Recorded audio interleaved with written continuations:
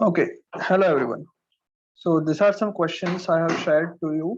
Okay, so अगर आपको ये क्वेश्चन आप पहली बार देख रहे हो तो प्लीज एक बार ये आप खुद से ट्राई करो। मैं इसका सॉल्यूशन वीडियो बना रहा हूँ, एक एक करके मैं हर एक क्वेश्चन का सॉल्यूशन आपको देता रहूंगा। Right, so start for first question. First question क्या है? सो क्वेश्चन में दे रखा है, अच्छा एक और चीज, ये सारे क्वेश्चन जो है it is of class 9 standard. But अगर मान लो हम लोग 11th स्टैंडर्ड के लिए अप्लाई करें तो मैं बोल सकता हूँ कि हाँ, कि ये 11th स्टैंडर्ड के स्टूडेंट्स के लिए भी बहुत ही इंपॉर्टेंट क्वेश्चन है। बिकॉज इस क्वेश्चन में बेसिकली हम लोग इक्वेशन ऑफ मोशन से यूज करने वाले हैं, बट इनका जो एप्लीकेशन है, इसका जो प्रॉब्लम सॉल्विंग टेक्निक्स है वो हायर लेवल की है। So class 9th as well as class 11th standard के स्टूडेंट्स के लिए ये काफी इंपॉर्टेंट वीडियो रहेगा, काफी इंपॉर्टेंट प्रॉब्लम सॉल्विंग टेक्निक्स रहेगी। चलो क्वेश्चन क्या है? Two stones A and B are dropped from a top of a tower of different height. They travels 44.1 and 63.7 in the last second of their motion respectively. Find the heights of the two towers from where the stones were dropped. So इस question के अंदर basically ये पूछा है कि एक object जो है वो अपने मोशन के लास्ट 1 सेकेंड में जो डिस्टेंस ट्रेवल किया हुआ है वो आपको गिवन है। तो सबसे पहले हम लोग क्वेश्चन को छोड़ के एक बार काम कर लेते हैं कि लास्ट 1 सेकेंड में कोई भी ऑब्जेक्ट अपना कितना डिस्टेंस कवर करेगा वो हम कैसे निकालेंगे। Okay, so let's say this is the distance travel in the last second. तो हम सबको पता है कि लास्ट सेकेंड है, तो यहाँ पे उसकी कुछ ना कुछ तो स्पीड होगी। इनिशियल स्पीड 0 तो नहीं होगी यहाँ पे, और जब नीचे गिर रहा है तभी भी कुछ स्पीड होगी। यहाँ से नीचे तक पहुंचने का जो टाइम ड्यूरेशन होगा वो 1 सेकेंड का हो जाएगा, बिकॉज हम लोग लास्ट 1 सेकेंड की बात कर रहे हैं। अब इसको कहीं ना कहीं से तो ऊपर से हम लोगों ने ड्रॉप किया होगा। सो मान लो यहाँ से ड्रॉप किया है, सो यहाँ पे ड्रॉप किया, क्वेश्चन में भी दिया है object is dropped. So drop किया मतलब इनिशियल स्पीड यहाँ पे हो जाएगी 0 मीटर पर सेकेंड। राइट, अब मैं पहले क्या करता हूँ, यहाँ से यहाँ तक का इक्वेशन ऑफ मोशन लगा देता हूँ। राइट, सो हम सबको पता है कि अगर यहाँ से यहाँ तक देखिए, फर्स्ट पोजीशन ये, this is second position, this is third position. अगर मैं फर्स्ट और थर्ड पोजीशन के लिए देखूं तो मैं बोल सकता हूँ कि टोटल हाइट ऑफ टावर मिल जाएगा। ओके, जहां से मैं ऑब्जेक्ट को ड्रॉप कर रहा हूँ। और फर्स्ट एंड सेकंड साइड को देखूं तो वो हो जाएगा कि अगर मान लो टोटल टाइम लगा T, let's say T second में ये नीचे पहुंच गया, सो यहाँ पे जो टाइम हुआ होगा वो होगा टी माइनस 1 सेकेंड। राइट, इतना टाइम हुआ होगा टी माइनस 1 सेकेंड। सो यहाँ पे उसकी स्पीड निकाल लेते हैं। At the end of t minus 1 second what is the speed of the object? तो मैं लिख सकता हूँ कि v is equals to u plus at। यहाँ पे एक्सेलरेशन ड्यू टू ग्रेविटी होने वाला है, so v is equals to initial speed 0, g acceleration of gravity की जगह पे g लिख लेते हैं, एंड टाइम जो है दैट इज t माइनस 1। तो ये जो है वो मुझे यहाँ की स्पीड मिल गई, पॉइंट नंबर 2, पोजिशन 2 की स्पीड मिल गई, v इंटू जी टी माइनस 1। राइट, अब ये डिस्टेंस कवर करने के लिए, डिस्टेंस फाइंड आउट करने के लिए हम लोग फाइंड आउट कर सकते हैं कि distance is equals to ut plus half eight square, ये फॉर्मूला लगा सकते हैं।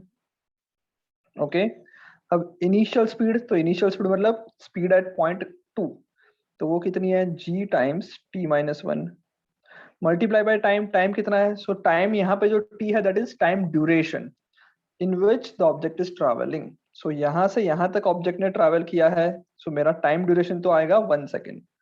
सो ये 1 सेकेंड लिख लेते हैं, plus half g t square, half g into 1 का स्क्वायर। राइट, यहाँ पे बेटा जी को हमने नेगेटिव नहीं लिया, हमेशा पॉजिटिव लिया।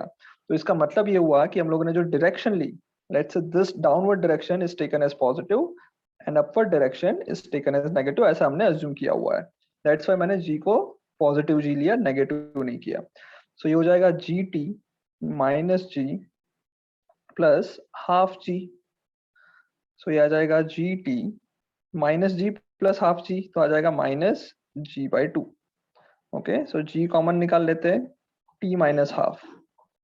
सो this is the distance travelled in the last second.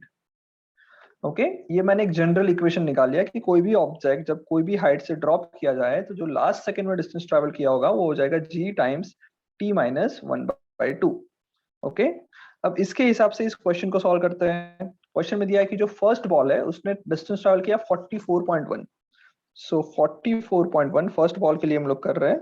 For first ball 44.1 is the distance travel is equals to g times, g जो है 10 ले लेते हैं, t माइनस हाफ 10 को उस तरफ ले जाएंगे, सो ये आ जाएगा 4.41 is equals to t times t into t minus 1/2. So 1/2, which is equals to 0.1, right? So wait a minute. Yes, अगर हम लोग 9.8 ले लेंगे g की वैल्यू तो ज्यादा एक्यूरेट आंसर आ जाएगा. So let's say g की वैल्यू हम लोग ले लेते हैं 9.1 rather than 10. So अगर आप ये 9.8 लोगे, so t minus 1/2 आएगा 44.1 divided by 9.8.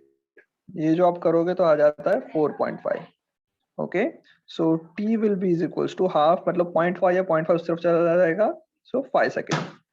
So t is what? T is the distance, sorry, t is the time taken to cover the total length of the tower. वो आया 5 seconds in case number 1. First ball के लिए ये आया. Same similar चीज हम लोग second ball के लिए करते हैं. सो सेकंड बॉल के लिए भी सेम हम लोग यूज कर लेते हैं. सेकंड बॉल के लिए क्या करेंगे? So d is equals to g times t minus 1. d कितना है? Distance travel in second is 63.7 is equals to g 9.8 ले लेते हैं, t minus 1/2, right? So 63.7 divided by 9.8, ये आप करोगे तो आएगा 6.5. 6.5 is equals to t minus 0.5. So यहाँ से टाइम आ जाएगा 7 सेकेंड. सो फर्स्ट बॉल को 5 सेकेंड में नीचे गिर रहा है वो, और जो सेकंड बॉल है वो 7 सेकंड में नीचे गिर रहा है. अब पूछा है height of the tower. So height of the tower के लिए मैं क्या कर लेता हूँ, इनिशियल स्पीड जो है या फिर जो फर्स्ट पोजीशन जो है उसको हम लोग कंसिडर कर लेते हैं. Let's say this is my initial point of observation, and जो थर्ड पोजीशन है वो मेरा फाइनल पॉइंट ऑफ ऑब्जर्वेशन है, ऐसा मान लेते हैं, right? Initial speed 0 है. Now I can use s is equals to ut plus half at square for these two cases, मतलब first and third cases. So s is equals to ut plus half at square. यहाँ पे acceleration due to gravity आएगा gt square. So जो distance traveled हो जाएगा u0 है वो आ जाता है simply half gt square, right? So कोई भी object जो एक टावर से ड्रॉप किया जा रहा है उसने जो डिस्टेंस ट्रेवल किया होगा वो आ जाएगा हाफ gt स्क्वायर के इक्वल, राइट? अब फर्स्ट बॉल के लिए यही डिस्टेंस कितना आ जाएगा? सो फर्स्ट बॉल के लिए d1 बोल देता हूँ. कितना है? 5 सेकंड है. सो मैं लिख सकता हूँ हाफ g इंटू 5 का स्क्वायर विच इज 25. सेकंड के लिए हाफ g इंटू 7 का स्क्वायर विच इज 49. सो यहाँ से रेशियो आप लोगे. क्वेश्चन में ये पूछा है कि height of the ratio of the height of the tower वो आ जाएगा 25 divided by 49. This is the solution for first question. Okay, any doubt in this? Okay, अगर कोई डाउट है आप कमेंट में लिख सकते हैं, राइट? हम लोग अभी नेक्स्ट क्वेश्चन स्टार्ट करते हैं. Okay, so now this is our second question. अगर आप लोगों ने ये ट्राई नहीं किया है प्लीज वीडियो को पॉज करके ट्राई कर लो, उसके बाद ही सॉल्यूशन देखना. क्या है क्वेश्चन? देखो, a ball is thrown vertically up from a top of a tower reaches the ground in 12 seconds. Another ball thrown vertically downward from the same position with the same speed takes 4 seconds to reach the ground. Find the height of the tower together. Okay, height of the tower. So basically question क्या represent कर रहा है? So एक tower है, उसमें से हम लोग दो बॉल को, एक बॉल को अपवर्ड फेंक रहे हैं, दूसरे बॉल को डाउनवर्ड छोड़ रहे हैं. कितनी स्पीड से? So स्पीड दे रखी कि let's say initial speed u, इसकी भी स्पीड u ले लेते हैं. दोनों को, एक को अपवर्ड फेंका, दूसरे को नीचे फेंका. जो अपवर्ड जाने वाला है उसका कुछ मोशन इस तरह से होगा, पहले ऊपर जाएगा फिर नीचे तक आएगा, और जो डाउनवर्ड आ रहा है वो डायरेक्टली डाउनवर्ड आने वाला है. ये दोनों का अपवर्ड एंड डाउनवर्ड मोशन हो जाएगा. बॉल फिर फाइनली इधर पहुंच जाएगा, राइट? अब फर्स्ट बॉल ने जो डिस्टेंस ट्रैवल करने में टाइम लिया that is given as 12 second. Second ball ने जो डिस्टेंस ट्रैवल करने में टाइम लिया that is given as 4 second. So ये 12 सेकंड है, और सेकंड बॉल के लिए जो टाइम है दैट इज 4 सेकंड, राइट? अब ये क्वेश्चन बेटा बहुत ही इजी है, कुछ नहीं करना है इसमें. इसके अंदर सिर्फ s is equal to ut plus half eight square लगाना है विथ कॉन्सेप्ट्स. सो अगर हम लोग s is equal to ut plus half eight square अभी तक लिखते आ रहे हैं, सो इसके अंदर हमेशा याद रखना स्केलर एंड वेक्टर्स. कौन कौन चीजें स्केलर है, कौन कौन चीजें वेक्टर है? So I can say displacement, initial speed and acceleration, ये तीन चीज स्केलर है. बाकी सारी चीजें जो है वो vector, sorry scale vector quantity है, SUNA. टाइम जो है वो एक अकेला स्केलर है. राइट। सो ये जो इक्वेशन है it is a vector equation, it is not a scalar equation. अगर ये वेक्टर इक्वेशन है इसका मतलब क्या हुआ कि इसमें डायरेक्शन का हमेशा ध्यान रखना है, राइट। सो अगर हम वेक्टर की बात करें तो वेक्टर के हिसाब से s जो है वो देता है displacement not the distance. So हमेशा याद रखना s is equal to ut plus half eight square में डिस्प्लेसमेंट है, s डिस्टेंस नहीं है। हम लोग हमेशा बहुत टाइम डिस्प्लेसमेंट एंड डिस्टेंस को सेम मान के चल लेते थे, क्यों? बिकॉज तब ऑब्जेक्ट स्ट्रेट लाइन में चल रहा था। ओके, स्ट्रेट लाइन में वन डायरेक्शन में चल रहा है, तो स्ट्रेट लाइन में वन डायरेक्शन में चलेगा तो डिस्प्लेसमेंट एंड डिस्टेंस सेम हो जाता है। बट जब स्ट्रेट लाइन में नहीं चलता है या फिर अपनी डायरेक्शन चेंज कर रहा है तब क्या होगा, तब डिस्प्लेसमेंट एंड डिस्टेंस अलग अलग होता है। तो याद रखना s is equal to ut plus half eight square में s जो है वो डिस्प्लेसमेंट है। सो अगर इस चीज को अगर जो हमने समझा उस चीज को यहाँ पे अप्लाई करेंगे तो ऑब्वियस सी बात है, लेट्स से कि टावर की हाइट h है तो दोनों का डिस्प्लेसमेंट तो सेम होगा। पहला वाला बॉल इनिशियल पोजीशन ये है, फाइनल पोजीशन ये है, दूसरे वाले बॉल की भी इनिशियल पोजीशन ये है, फाइनल पोजीशन ये है, तो दोनों का डिस्प्लेसमेंट तो h ही होने वाला है। सो दोनों के लिए h equals to ut plus half eight square लगा लेते हैं, right. So h is equal, अच्छा इससे पहले वेक्टर क्वांटिटीज है तो डायरेक्शन का रिप्रेजेंट करने के लिए मुझे प्लस एंड माइनस साइन चाहिए। सो लेट्स से मैं अपर डायरेक्शन को पॉजिटिव बोल दूं, ओके, डाउनवर्ड डायरेक्शन को नेगेटिव बोल देते हैं, ओके। सो अब जो पहले केस के लिए मैं फर्स्ट बॉल के लिए अब लिख रहा हूँ, सो फर्स्ट बॉल के लिए अगर हम लोग इक्वेशन लिखे s is equal to ut plus half eight square तो मुझे क्या लिखना पड़ेगा? क्या उसका डिस्प्लेसमेंट h लिख लूं तो चलेगा? नहीं चलेगा, right, because here displacement is a vector quantity and it must have a direction। direction कौन सी है? डाउनवर्ड। डाउनवर्ड डायरेक्शन है डिस्प्लेसमेंट की, तो डाउनवर्ड डायरेक्शन को रिप्रेजेंट करने के लिए मेरे पास क्या है? नेगेटिव साइन है, तो मुझे लिखना पड़ेगा minus h. Minus h is equal to u t plus half eight square. Initial speed मुझे पता नहीं है, हम लोग इसको सिर्फ यू लिख रहे हैं। अब ये पॉजिटिव आएगा नेगेटिव आएगा, तो हम लोग बोल सकते हैं कि फर्स्ट बॉल को मैंने अपर डायरेक्शन में थ्रो किया है, so it is a positive. So u t plus half a t square plus half acceleration due to gravity minus g लिखना पड़ेगा। क्यों माइनस जी लिखा? बिकॉज हम लोगों ने यहाँ पे डाउनवर्ड डायरेक्शन नेगेटिव ली है और एक्सेलरेशन ड्यू टू ग्रेविटी हमेशा डाउनवर्ड होता है। तो u t minus half g t square which can be equals to u t, t कितना रखा है फर्स्ट बॉल के लिए? 12 सेकंड दे रखा है, माइनस लिख लेते हैं हाफ जी, जी की वैल्यू हम लोग इसमें 10 ले लेते हैं, सो ये 10/2 हो जाएगा माइनस 5 टी स्क्वायर, टी मतलब 12 का स्क्वायर, ओके। सो ये आ जाएगा minus h is equals to 12 times u minus 12 square into 5। 12 square होता है 144, मल्टीप्लाई बाय 5 करेंगे आ जाएगा 720। सो this is my first equation first ball के लिए, ओके। सेम चीज हम सेकंड बॉल के लिए करेंगे। सो सेकंड बॉल के लिए क्या होगा?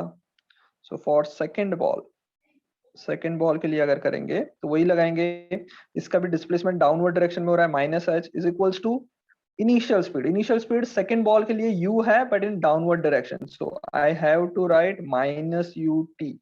टी की वैल्यू में पता है कितना है, so t is given as 4 second, 4 second में नीचे तक पहुंच रहा है, so this is 4 second minus half g t square, half into 10 into t square, 4 का स्क्वायर 16। मैंने ऑलरेडी माइनस ले लिया जी का इसलिए आगे माइनस आ गया, सो आ जाएगा 4u माइनस में और ये आ जाएगा 80 माइनस 80।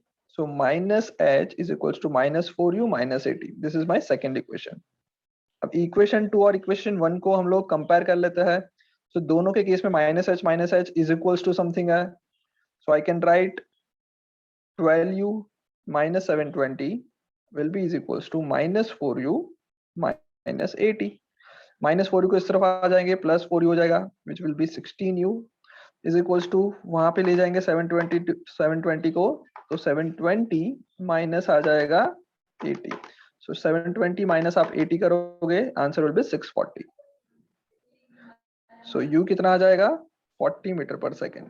सो जो इनिशियल स्पीड जिससे हम लोग बॉल को अपवर्ड या डाउनवर्ड छोड़ रहे थे वो आ जाएगी 40 मीटर पर सेकेंड। क्वेश्चन में क्या पूछा है? क्वेश्चन में पूछा है height of the tower. So height of the tower निकालने के लिए सिंपली ये u की जो वैल्यू आई उसको इधर पुट कर लेते हैं, या तो आप इक्वेशन 1 में पुट कर सकते हो या तो इक्वेशन 2 में भी पुट कर सकते हो। सो मैं इक्वेशन 1 में पुट कर रहा हूँ। सो minus h is equals to 12 into 40 minus 720। So 4 2s are, sorry 4 2s क्या बोल रहा हूँ, 12 4s are, right? So 12 into 4 करेंगे, so basically आ जाएगा 480 minus 720, 480 minus 720 कितना आएगा आपका? So 480 minus 720 minus 240, so minus height is equals to minus 240 meter. So यहाँ से height of the tower h जो आएगा वो आ जाएगा 240 meter, right? This is the solution for question number 2. बहुत ही सिंपल क्वेश्चन है बेटा, सारे ही अगर देखोगे तो s is equals to ut plus half at square, यही सबसे important formula है, इससे ही आ जाता है. Okay, we'll go into the next question. Okay, so next question अगर आप देखोगे same type का question है. A ball thrown vertically upward with speed u, okay, from the top of a tower, reach the ground in 9 second. ये 9 second पे नीचे पहुंच रहा है. दूसरा बॉल, उसको हमने सेम स्पीड से डाउनवर्ड डायरेक्शन में फेंका और it will reach the ground in 4 second. So ये नीचे पहुंच रहा है 4 सेकेंड में, पहला वाला रीच कर रहा है 9 सेकेंड में. Take 4 second to reach the ground, calculate the value of u. यहाँ पे हमको इनिशियल स्पीड पूछा है, इससे पहले वाले क्वेश्चन में हाइट पूछा था, इसमें इनिशियल स्पीड पूछा था. वापस वही हम लोग लगा सकते हैं. अब एक काम कर लेते हैं, इस क्वेश्चन के लिए आप पॉजिटिव नेगेटिव डायरेक्शन कुछ भी ले सकते हो, राइट? जरूरी नहीं है कि हमेशा डाउनवर्ड डायरेक्शन इज नेगेटिव. इस केस में चलो इस तरह से सॉल्व करते हैं, downward direction positive, upward direction negative लेके करते हैं. अब देखते हैं क्या क्या चेंजेस आ जाएंगे. तो फर्स्ट बॉल के लिए लिखेंगे s is equal to ut plus half at square. So s is equals to ut plus half at जो डिस्टेंस कवर कर रहा है, let's say this is h. सो ये पॉजिटिव h लिखेंगे अब, बिकॉज डाउनवर्ड डायरेक्शन को मैंने पॉजिटिव माना. Is equals to initial speed upward है, इसको मुझे माइनस लिखना पड़ेगा, u into t. So 9 into u plus half 80 square plus half into 10. अब ये पॉजिटिव 10 लिखेंगे इंटू टाइम का स्क्वायर, 9 का स्क्वायर 81. ओके, सो आ जाएगा plus h is equals to minus 9u और 81 इंटू 10 डिवाइडेड बाय 2. सो ये आ जाएगा 405. So plus 405. ये आपका फर्स्ट इक्वेशन हो जाएगा. सेकेंड बॉल के लिए सेम हम लोग कर लेंगे. सो फॉर सेकेंड बॉल के लिए क्या करता है, वही s is equal to ut plus half eight square. इसका भी डिस्प्लेसमेंट जो है वो प्लस h आएगा in downward direction is taken as positive. Is equal to u, initial speed इसकी u होगी, बट अब ये क्या है, डाउनवर्ड डायरेक्शन है और डाउनवर्ड डायरेक्शन को ही मैंने पॉजिटिव लिया है. सो मुझे माइनस लगाने की जरूरत नहीं है जो पहले के इसमें लगाया था. टाइम ले रहा है 4, तो 4u plus half into 10 into 4 का स्क्वायर हो जाता है 16. So plus h is equal to 4u plus 80. Okay, दो इक्वेशन वापस हमें मिल गए, इन दोनों को इक्वेट कर लेते हैं. जैसे इक्वेट करेंगे हमारा आंसर बहुत इजीली आ जाएगा. Minus 9u plus 405 is equals to 4u plus 80. Minus 9u को इस तरफ ले आते हैं और 80 को इस तरफ ले जाते हैं, तो 405 minus 80, this will give 397. Sorry 405 minus 80 will give you 325. So 325 is equals to 4u plus 9u will be equals to 13u. So this divided by 13 will give you 25. So initial speed जो आ जाएगी वो आ जाएगी 25 meter per second. Okay, it's very simple question, is similar to the second question. Now we'll move to the next question. Okay, so the next question is, a body is dropped from a certain height h meters, assuming that the gravitation field is nullified after a body travel a distance of h by 2 meters such that g is equals to 0. Discuss the motion of the body. Find the expression for the time taken by the body to reach the ground. Okay, so this question is very interesting. अभी तक हम लोग जो भी question कर रहे थे उसमें कुछ भी चेंजेस नहीं हो रहे थे जब तक बॉडी नीचे ना गिरे तब तक. यहाँ पे क्या हुआ है, एक बॉडी को हम h हाइट से ड्रॉप कर रहे हैं. जैसे ही वो हाफ द डिस्टेंस पे आ जाता है, मतलब h/2 डिस्टेंस पे जब आता है, सो ग्रेविटेशनल फोर्स लगना बंद हो जाता है. सडनली ग्रेविटी नलिफाई हो गई. अब पूछा है कि अब ये नीचे कितने टाइम में आएगा, एज वेल एज इसका मोशन कैसा होगा। तो ये बहुत ही सिंपल हो जाएगा कि यहाँ से यहाँ तक जब आएगा तो ग्रेविटेशन फोर्स लग रहा है। सो मैं बोल सकता हूँ कि यहाँ से यहाँ जब आ रहा है सो ग्रेविटेशनल फोर्स की वजह से कांस्टेंट एक्सेलरेशन से डाउनवर्ड डायरेक्शन में मोशन करेगा। उसके बाद जब नीचे जाएगा तो यहाँ से यहाँ बाकी का जो h/2 डिस्टेंस है, ये डिस्टेंस कैसा होगा। सो हम लोग बोल सकते हैं कि ये डिस्टेंस ट्रैवल करने पे कोई भी फोर्स नहीं लग रहा है, but it has some speed at the end of the h/2। Okay, जो पहला h/2 डिस्टेंस कवर किया इसके एंड में उसके पास कुछ ना कुछ स्पीड होगी। बिकॉज ऑफ दैट स्पीड और कोई फोर्स लगना बंद हो जाएगा तो उतनी स्पीड से वो कंटिन्यू मोशन करेगा, न्यूटन्स फर्स्ट लॉ। सो इसके बाद क्या होगा, ये जो भी डिस्टेंस ट्रैवल करेगा वो कैसा ट्रैवल करेगा, विथ कांस्टेंट स्पीड ट्रैवल करेगा। सो पहला जो डिस्टेंस ट्रैवल किया वो कांस्टेंट वेलोसिटी कांस्टेंट एक्सेलरेशन से किया। दूसरा h/2 डिस्टेंस ट्रैवल करेगा वो कांस्टेंट स्पीड से करेगा। अब पूछा है कि इसका टाइम ड्यूरेशन निकाल लो कि कितने टाइम में नीचे गिरेगा। सो टाइम कैसे निकालेंगे, तो सबसे पहले फर्स्ट के लिए मैं टाइम निकाल लेता हूँ। लेट्स से जो फर्स्ट है ये वाला पार्ट, उसमें t1 टाइम लगा, दूसरे वाले टाइम में t2 टाइम लगा। सो जो टोटल टाइम मुझे चाहिए नीचे आने के लिए वो जाएगा t1 plus t2। This is the total time taken by the ball to reach the ground. So पहला टाइम निकालने के लिए I can say initial speed is 0, object is drop from some height, the distance travel by the body at in that particular time t1 is h/2। मैं downward direction को positive ले लेता हूँ, upward direction को negative ले लेते हैं। सो s आ जाएगा h/2 पॉजिटिव में, इनिशियल स्पीड 0। ओके, और दूसरी चीज एक्सेलरेशन ड्यू टू ग्रेविटी, जो हमारा एक्सेलरेशन होगा वो माइनस जी नहीं लिखेंगे बिकॉज डाउनवर्ड डायरेक्शन मैंने पॉजिटिव ले ली। So plus 10 metre per second square. Okay, सो अब मैं s is equal ut plus half at square लगा देते हैं। सो s is the distance which is h/2 is equals to ut। Initial speed 0, so u into t करने की कोई जरूरत नहीं है, डायरेक्ट आ जाएगा half g into t square. 2 से 2 cancel, t square will be is equals to gh। So t1 बोल देते हैं बिकॉज टाइम हमारा t1 ले लिया है हमने। So t1 will be equals to root gh। इतना टाइम लगा उसको h/2 जितना डिस्टेंस कवर करने में। उसके बाद वो कांस्टेंट स्पीड से ट्रैवल करेगा, तो उसके बाद उसकी जो स्पीड होगी at the end of h/2 distance, जो स्पीड होगी v, उसको मैं लिख सकता हूँ u plus at। Initial speed तो 0 दे रखी है, acceleration due to gravity positive g into time. Time हमने थोड़ी देर पहले निकाला t1 which is equals to gh, root of gh। So I can say जो वेलोसिटी होगी at the end of h/2 distance will be is equals to g times root gh। Okay, ये उसकी velocity होगी। अब इतनी ही velocity से वो बाकी का h/2 डिस्टेंस ट्रैवल कर रहा है। सो जो सेकंड पार्ट है वो कांस्टेंट स्पीड से ट्रैवल करने वाला है। जब भी कोई ऑब्जेक्ट कांस्टेंट स्पीड से ट्रैवल करता है मेरे पास सिंपल फॉर्मूला होता है, speed is equals to distance upon time. ये ऐसा फॉर्मूला है जो हमेशा यूज करेंगे फॉर कांस्टेंट स्पीड। ओके, अगर कोई ऑब्जेक्ट एक्सेलरेशन कर रहा है तो speed is equals to distance upon time एक टाइम ड्यूरेशन के लिए वैलिड नहीं होता है, वो हमें एवरेज स्पीड दे देता है। बट जब कांस्टेंट स्पीड है तो हम ये फॉर्मूला डायरेक्टली यूज कर सकते हैं। सो यहाँ से जो टाइम होगा that is t2 will be given as distance divided by speed. Distance is h/2 and speed जो है वो हमें पता है g root of gh। So इसको सिंप्लीफाई करने के लिए हम लोग सभी चीज को रूट में डाल देते हैं सिवाय 1/2 के। तो हाफ को रूट में नहीं डालते, बाकी सबको रूट में डालेंगे तो ऊपर आ जाएगा h स्क्वायर, नीचे आएगा g स्क्वायर इंटू जी एच। राइट, h से h एक बार कैंसिल और यहाँ आएगा g का क्यूब। सो हाफ टाइम्स या फिर g एक बार बाहर निकाल देते हैं, सो आएगा root h/g। Right, this is the simplification of time t2। Total time हमसे पूछा है, सो टोटल टाइम कैसे निकलेगा, total time taken t is equals to t1 plus t2।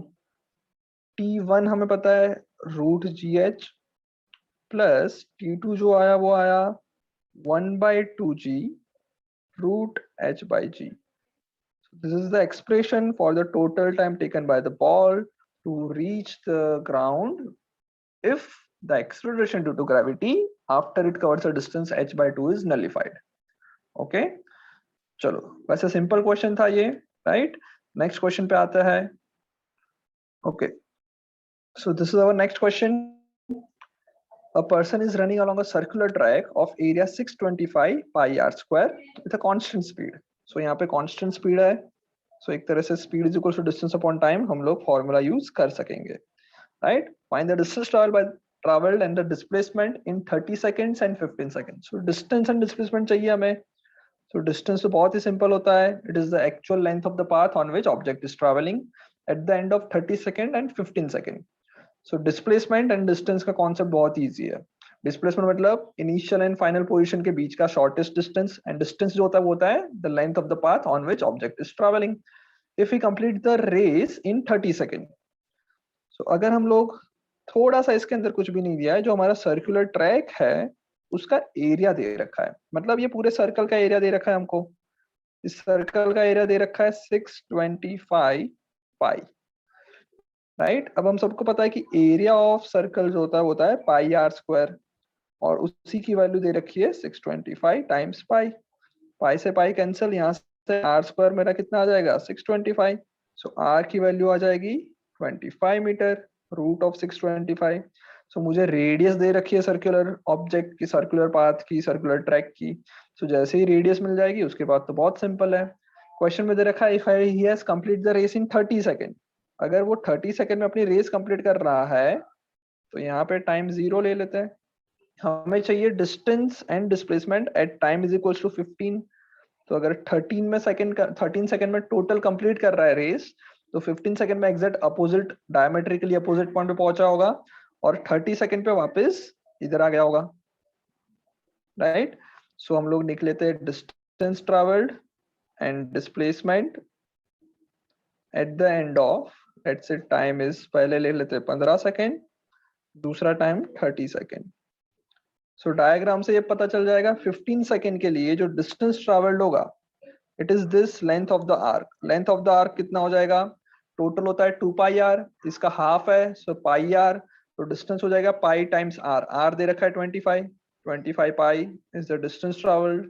Displacement जो होगा वो क्या होगा, इनिशियल एंड फाइनल पोजीशन का shortest distance which is a diameter. Diameter कितना आएगा 25 मीटर रेडियस है, सो डायमीटर आ जाएगा 50 मीटर. सो ये हो जाएगा distance and displacement in case of time is equal to 15 second.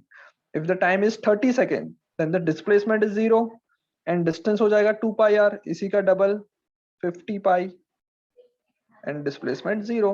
बहुत इजी क्वेश्चन था. ओके, नेक्स्ट क्वेश्चन पे डिस्कस करते हैं. Okay, so in the next question it is given that a stone is dropped from certain height on earth. It takes 12 seconds to reach the ground. If the same stone is dropped from a same height on the moon, find the time that it will take to reach the surface of the moon. Ignore the air resistance. Okay, so यहाँ पे object को हम लोगों ने drop कर रहे हैं, let's say at a height h. अर्थ की सरफेस पे जब हम ड्रॉप कर रहे हैं, सो इसको नीचे आने में जो टाइम लग रहा है वो 12 सेकंड लग रहा है. सेम चीज हमको करनी है मून पे जाके. सो जब मून पे जाके सेम h हाइट पे हम लोग बॉल को ड्रॉप करेंगे तो ज्यादा टाइम लगेगा या कम टाइम लगेगा. सो हम सबको पता है बेटा acceleration due to gravity on moon surface is less than acceleration due to gravity on earth surface. तो जो टाइम लगेगा वो certainly थोड़ा सा ज्यादा लगेगा. okay, because moon उसको slowly अपनी तरफ खींच रहा है. so t must be greater than 12 second. अगर मान लो ये MCQ एक्सरसाइज होता है, ये MCQ टाइप का क्वेश्चन होता है और तुम्हें ऑप्शंस दे रखे होते हैं, ऑप्शंस में मान लो सिर्फ एक ही ऑप्शन 12 सेकंड से ज्यादा होता, बाकी सारे ऑप्शंस 12 से कम होते, तो हम लोग डायरेक्टली ये लगा के तुरंत आंसर लगा सकते हैं कि भाई 12 सेकंड से तो ज्यादा ही टाइम लगने वाला है.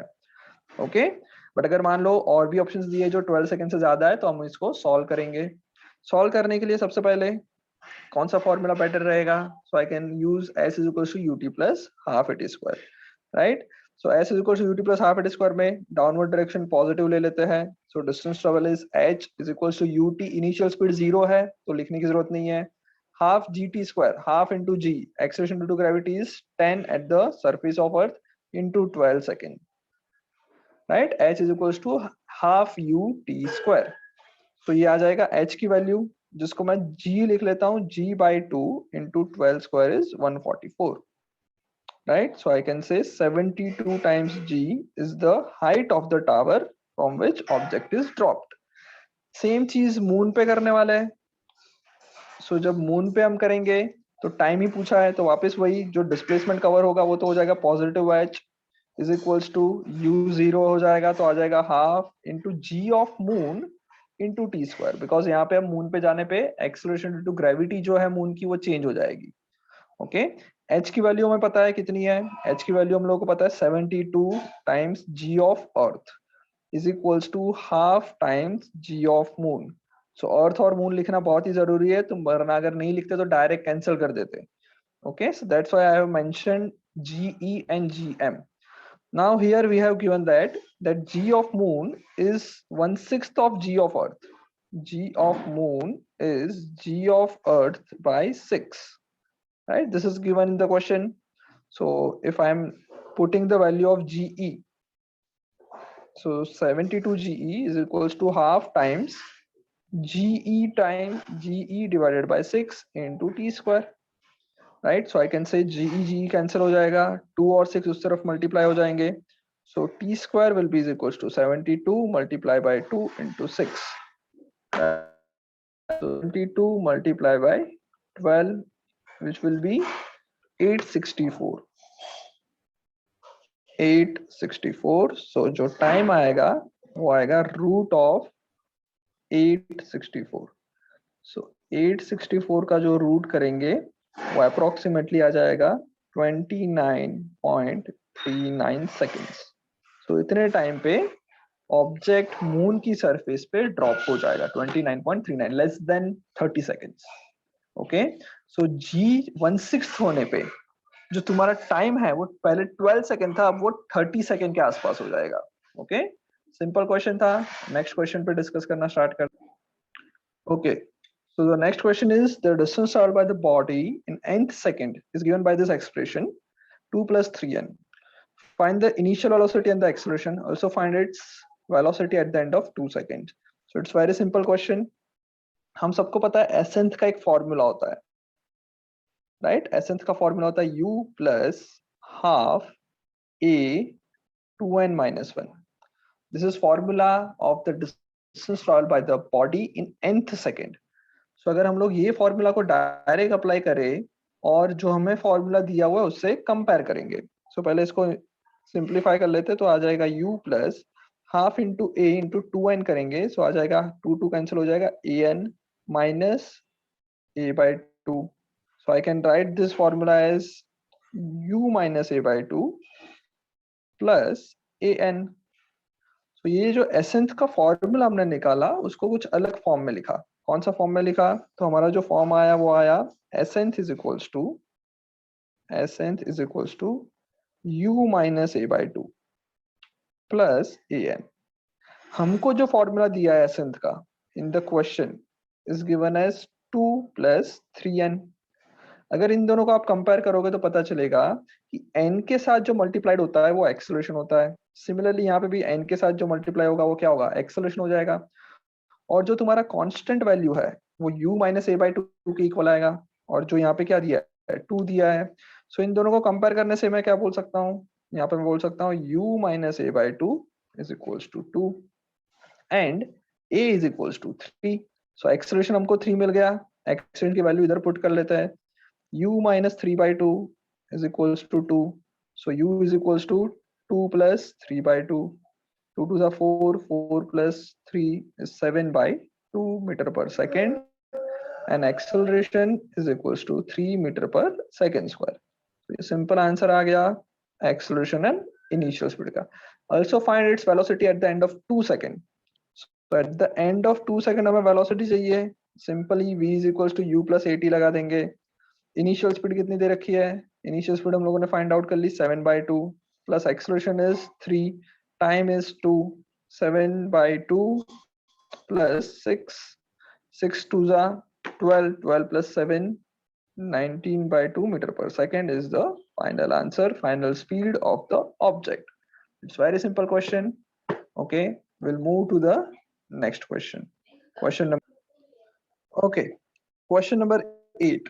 The ratio of the distance described by a body falling freely from rest in the last second to its motion to that in last but 1 second of its motion is 5:4. So ये कहना क्या चाहता है question? सो अगर ध्यान से आप read करोगे तो क्वेश्चन बहुत ही सिंपल है। क्वेश्चन ये कहना चाहता है कि एक बॉल जो है वो एक हाइट से ड्रॉप हो रहा है, ओके, और लेट्स से वो यहाँ तक ड्रॉप हो रहा है, this is the ground, okay. So यहाँ से यहाँ तक आने में जो टाइम लिया, let's assume that this time is t. Question में दिया है the ratio of the distance described by the body into falling freely from rest in the last second. So last second में मान लो यहाँ तक पहुंचा, so last second में उसने एक second में ये distance travel किया, let's say this is d1. Distance travel in the last second is d1. To that in the last but 1 second. Last but 1 second मतलब total distance minus d1. मतलब हमको ये पूछा है कि टोटल टाइम में से लास्ट डिस्टेंस, लास्ट सेकंड जो है उसको माइनस कर दो, तो जो डिस्टेंस ट्रैवल किया उसको हम बोल देते हैं d2। और d1 अपॉन d2 का रेशियो है वो तुमको क्वेश्चन में दे रखा है 5:4। This is given in the question, okay. Question में जो दिया है वो समझ में आ गया आई गेस, ओके। सो ये हमको पता चल गया कि d1 बाई d2 की जो वैल्यू है वो 5:4 दिया हुआ है। सो अब लास्ट सेकंड के अंदर कितना डिस्टेंस ट्रैवल किया वो, और उससे पहले जो इतना डिस्टेंस ट्रैवल किया वो उसका रेशियो दिया है। सो मैं एक काम करता हूँ, यहाँ पे भी वही इक्वेशन ऑफ मोशन लगा देते हैं, s is equal to ut plus half a d square. I know that the speed at the initial position is 0 metre per second.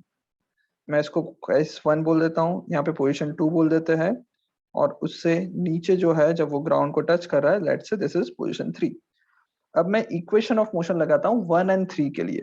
So 1 and 3 के लिए लगाऊंगा equation of motion s is equal to ut plus half a t square. अगर मैं ये लगाऊं s is equal to ut plus half a t square 1 and 3, okay, initial position मेरी जो सबसे हाईएस्ट पॉइंट है वो, और 3 मतलब सबसे लोअर मोस्ट पॉइंट है वो, तो उसमें जो डिस्टेंस ट्रैवल किया होगा डाउनवर्ड डायरेक्शन को वापस वही positive, let's say downward direction is positive, upward direction is negative, okay.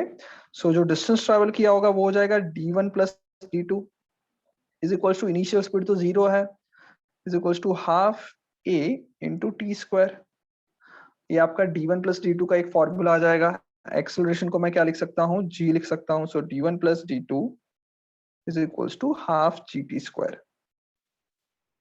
Right. दूसरी चीज और हमको क्या, और मैं क्या एक काम करता हूँ, d पहली पोजीशन एंड सेकंड पोजीशन के लिए s is equal to ut plus half a t square लगा लेता हूँ। s is equal to ut plus half a t square किसके लिए, फर्स्ट एंड सेकंड। तो फर्स्ट एंड सेकंड के लिए निकालेंगे तो d2 मिल जाएगा, is equal to initial speed तो 0 है तो 0 हो जाएगा, half into g into time का स्क्वायर। अगर टोटल टाइम मैंने t लिया है तो सेकंड पोजीशन तक पहुंचने के लिए जो टाइम होगा वो t माइनस 1 होगा। So I can write t minus 1 square. ये मेरा d2 हो जाएगा, और ये हमने d1 प्लस d2 निकाल के रखा है। अब ये d2 जो है उसको और सिंप्लीफाई करते हैं। सो let's say d2 will be is equals to what, अगर इसको हम सिंप्लीफाई करें तो आएगा d2 is equals to half g t minus 1 का whole square, t minus 1 the whole square. So t minus 1 का होल स्क्वायर कैसे निकालते हैं वो देखते हैं, ओके, एक minute, okay. So we d2 को हम लोग और सिंप्लीफाई करते हैं तो आएगा half times g into t minus 1 का whole square. So I can write t square minus 2t plus 1। इसको मल्टीप्लाई कर लेते हैं तो आएगा half g t square minus 2 से 2 कैंसिल हो जाएगा, g t half g plus 2g, so g by 2। ये तुम्हारा सिंप्लीफाई 2। अब I can write d2 is equals to half g t square. Half g t square पहले कभी देखा हुआ है हमने, yes. Half g t square क्या है, d1 plus d2। So half g t square की जगह पे लिख लेते हैं d1 plus d2 minus g t plus g by 2, okay. अब d2 से d2 कैंसिल हो जाएगा, बाकी सबको उस तरफ ले जाते हैं। सो d1 की वैल्यू आ जाएगी gt माइनस g बाय 2। ये तुम्हारी d1 की वैल्यू आ गई, ओके। सो मुझे d1 मिल गया और मुझे d2 भी मिल गया। अब इसका रेशियो ले लेते हैं।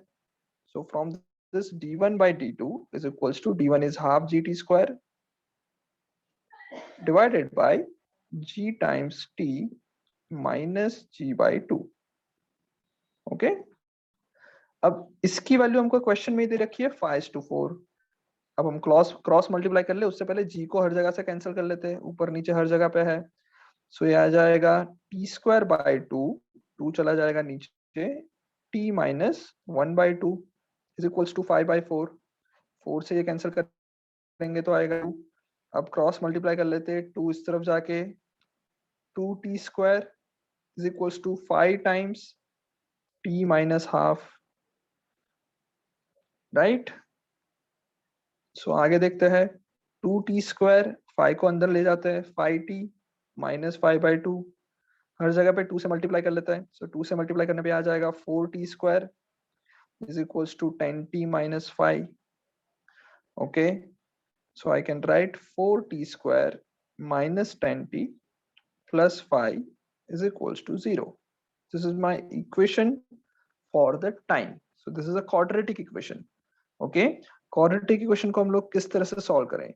So 5 4s are 20 हो रहा है, और 20 को हमें कुछ करना पड़ेगा जिससे तुम्हारा एडिशन होके -10 आए।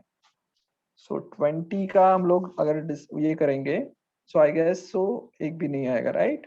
25 4 होता है एंड 10 2 होगा, तो दोनों में से कुछ नहीं होगा। सो हम श्रीधराचार्य मेथड यूज करते हैं। श्रीधराचार्य मेथड मतलब क्या होता है? देयर इज अ फाइनल, एक डायरेक्ट सॉल्यूशन है कोई भी quadratic equation, ax² plus bx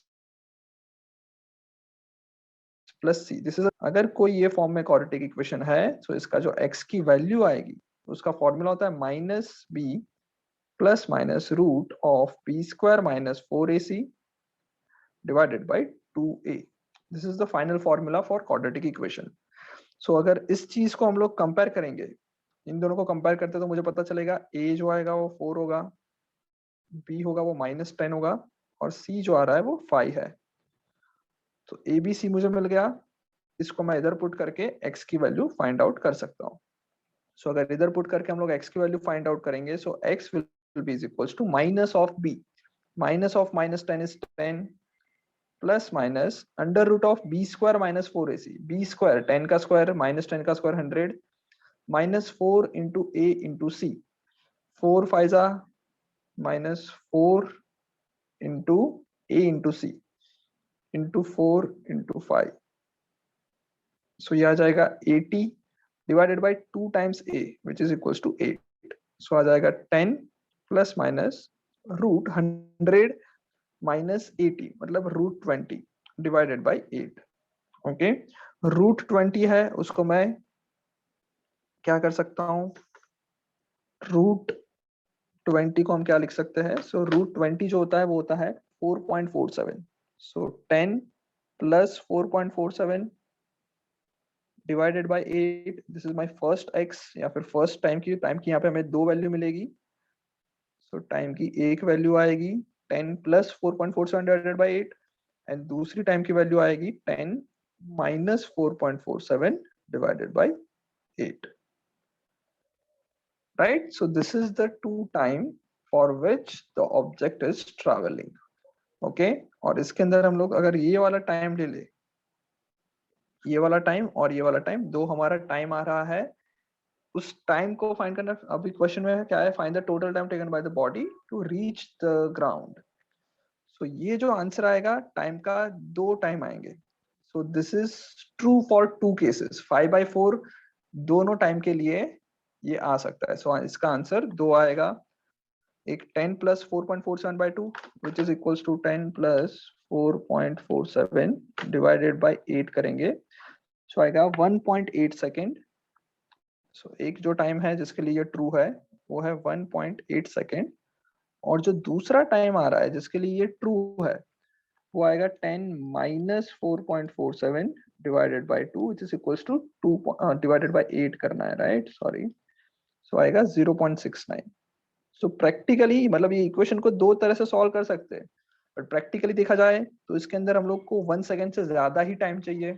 सो ये वाला फिजिक्स के रिलेटेड में गलत आंसर आएगा, और जो फाइनल आंसर हमारा आएगा that will be equals to 1.8 second. Because question में दिया हुआ है लास्ट सेकंड, तो 1 सेकंड तो हम लोगों को एटलीस्ट डिस्टेंस होना है, 1 सेकंड का तो टाइम होना ही चाहिए. So जो time taken final answer आएगा that is 1.8 second, right? Okay, we'll move to the next question. Okay, so this is question number 9. A body projected vertically upward crosses 2 points A and B separated by 28 meter with velocity 1/3 and 1/4 of the initial velocity respectively. What is the maximum height reached by the ground above the ground? Okay, reached by the object above the ground. मतलब एक ball को हमने इधर से फेंक दिया, let's say with a speed u, it crosses 2 points. Let's say this is point A and this is point B. ये दो पॉइंट को क्रॉस कर रहे हैं, ये दोनों पॉइंट के बीच का डिस्टेंस तुमको गिवन है 28 मीटर. यहाँ पे जब था तो उसकी स्पीड दे रखी है 1/3 ऑफ इनिशियल स्पीड मतलब u/3, और यहाँ पे जब पहुंचा तब उसकी स्पीड दे रखी है 1/4 of the initial velocity which is u/4. सो ये हमको दे रखा है, ये बहुत ही सिंपल क्वेश्चन हो जाएगा. अब हम लोग लगा सकते हैं v² - u² is equal to 2s. अगर ये फॉर्मूला लगा दे, अपवर्ड डायरेक्शन को लेट्स से पॉजिटिव बोल रहे हैं, डाउनवर्ड डायरेक्शन को नेगेटिव बोल रहे हैं.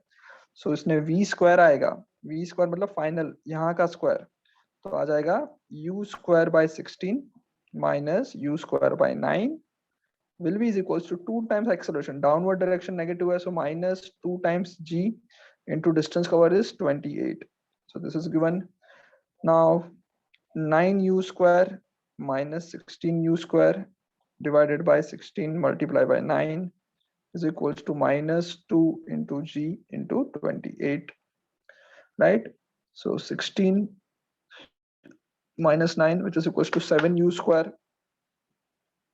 7u² माइनस में आएगा, माइनस माइनस कैंसिल हो जाएगा, इज इक्वल्स टू 16 एंड 9 को उस तरफ ले जाता है, सो आएगा -2 टाइम्स जी को हम लोग 10 ले लेते हैं इंटू 28 इंटू 16 इंटू 9, 7 से कट करेंगे, 7 4 जा 28, राइट, और माइनस माइनस भी कैंसिल हो जाएगा, तो u² will be is equals to 20 into 4 into 16 into 9. इन सबको बिल्कुल भी कैलकुलेशन करने की जरूरत नहीं है, बिकॉज हमको u चाहिए.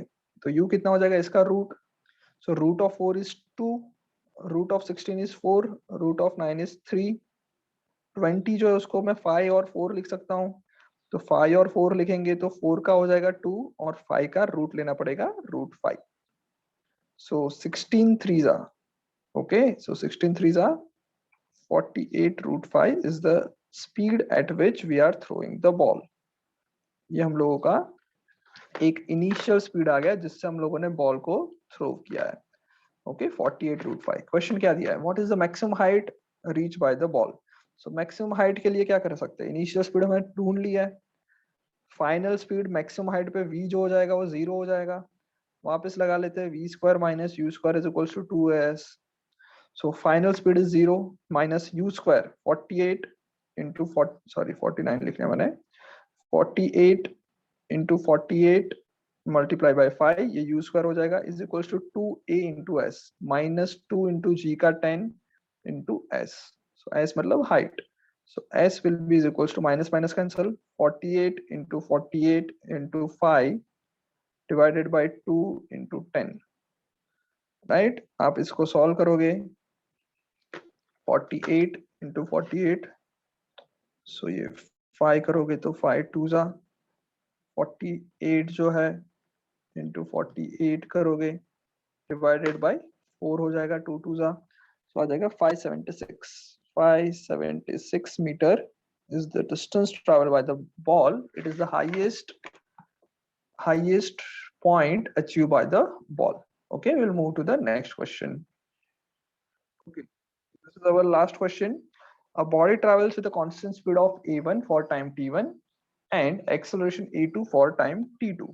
t1 and t2 being successive time interval. Okay, so कुछ ऑब्जेक्ट है कोई, वो पहला कुछ डिस्टेंस ट्रैवल कर रहा है t1 टाइम में और तब उसका एक्सेलरेशन a1 गिवन है, बाकी का कुछ डिस्टेंस ट्रैवल कर रहा है तब उसका एक्सेलरेशन a2 है और जो टाइम लगा वो t2 लगाया. Then the average acceleration of the body is given what? Okay, average acceleration चाहिए. So बहुत simple question है वैसे, एवरेज एक्सेलरेशन क्या होता है? So average acceleration is equals to change in velocity divided by time. ये average acceleration होता है. So change in velocity कैसे निकालेंगे? So let's assume that because हमें यहाँ पे acceleration throughout the speed throughout the time constant नहीं दिया, पहले t1 टाइम के लिए constant है और फिर t2 टाइम के लिए constant acceleration a1 है. So let's say यहाँ पे speed है u, यहाँ पे मान लो स्पीड हो गई v1 और यहाँ की स्पीड मैं अज्यूम कर लेता हूँ v. तो अगर इस हिसाब से देखें तो जो एवरेज एक्सेलरेशन होता है वो होता है final velocity minus initial velocity divided by time. So v minus u divided by total time t. ये हमको एवरेज एक्सेलरेशन का फॉर्मूला फाइंड करना है. यहाँ पे मैं ये तो बोल सकता हूँ कि टोटल टाइम t जो है वो हमारा दोनों टाइम का हो जाएगा एडिशन t1 प्लस t2. अब लोग क्या कर सकते हैं आगे? सो आगे इनिशियल स्पीड u है, फाइनल स्पीड इंटरमीडिएट पॉइंट पे v1, तब तक का जो एक्सेलरेशन है वो a1 है. a1 can be written as v1 minus u divided by t1. a1 t1 plus u is equals to v1. ये v1 की वैल्यू आ जाएगी, राइट? नेक्स्ट हम सेकंड के लिए वापस वही कर लेते हैं एक्सेलरेशन. तो सेकंड के लिए मैं बोल सकता हूँ a2 जो एक्सेलरेशन है वो final velocity which is v minus intermediate which is v1 divided by time which is t2. So a2 t2 is equals to v minus v1 जो है हम लोगों को पहले ही ढूंढ लिया है, वो लिख लेते हैं a1 t1 plus u. This is the value of v1. Okay, so multiply कर लेते हैं a2 t2 is equals to v minus a1 t1 minus u. a1 t1 यहाँ पे है, उसको उस तरफ ले जाओ. सो a2 t2 plus a1 t1 is equals to v minus u. सो ये v minus u हो गया. हमें v minus u ही चाहिए था एवरेज एक्सेलरेशन निकालने के लिए. सो अब एवरेज एक्सेलरेशन क्या आ जाएगा? So average acceleration is equals to v minus u divided by total time which is t1 plus t2. So very simple, v minus u हम लोगों ने निकाल लिया a1 t1 plus a2 t2 divided by t1 plus t2. This is our average acceleration for the entire journey. Okay, so this is the solution for all the 10th question that is given by me. Okay, और ऐसे questions और भी मिलते रहेंगे. कुछ भी doubt है आप वीडियो के कमेंट सेक्शन में आप अपना फीडबैक एज वेल एज आपके जो डाउट्स है या फिर कुछ गड़बड़ हुई है तो वो आप बता सकते हो. Right, thank you. मिलते हैं नेक्स्ट लेक्चर में. Bye bye.